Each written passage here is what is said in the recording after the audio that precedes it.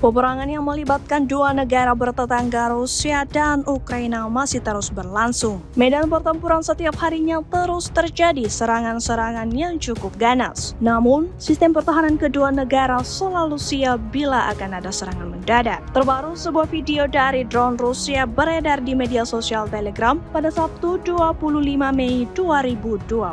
Dalam narasi disebutkan, drone angkatan bersenjata Ukraina mencoba menabrak drone Rusia. Awak UAV pengintai Orlan 10 Rusia kemudian berhasil menghindari serangan drone tersebut. Seperti yang terlihat dalam rekaman, kedua drone itu berputar-putar di udara. Belum diketahui pasti di mana lokasi penyerangan ini berada. Hingga video ini beredar, berbagai komentar dituliskan warganet.